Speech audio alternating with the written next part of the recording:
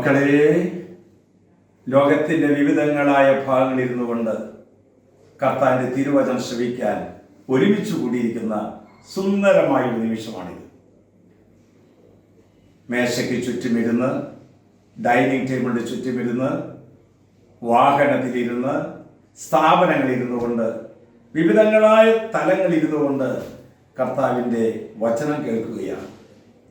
എവിടെ വചനം പ്രഘോഷിക്കപ്പെടുന്നുണ്ടോ അവിടെ ഈശോ വരുന്നുണ്ട്. എവിടെ വചനം ശ്രവിക്കാൻ ഇരിക്കുന്നുണ്ടോ അവരെ കർത്താവ് അനുഗ്രഹിക്കുന്നുണ്ട്.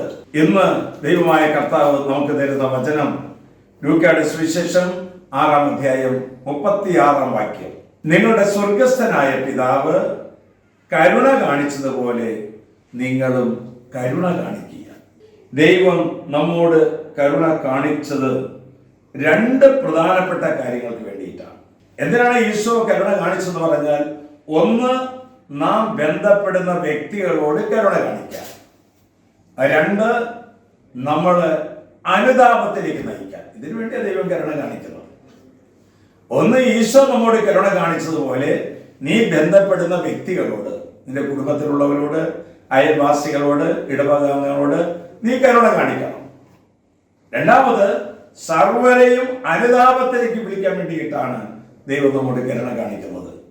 ഈശോ നമ്മോട് സംസാരിക്കുന്നില്ലേ?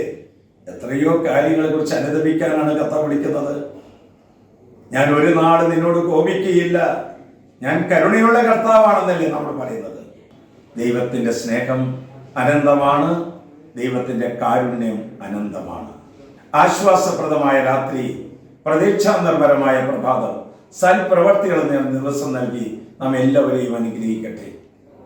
നമ്മുടെ കർത്താവ് ഈശോമിശിഹായുടെ കൃപയും പിതാവായ ദൈവത്തിന്റെ സ്നേഹവും പരിശുദ്ധാത്മന്റെ സഹവാസവും നാം എല്ലാവരോടും ഈ പ്രയർ ലൈൻ ഷെയർ ചെയ്യുന്ന എല്ലാ മക്കളോടും കൂടി ഉണ്ടായിരിക്കട്ടെ, ഇപ്പോഴും എപ്പോഴും എന്നേക്കും.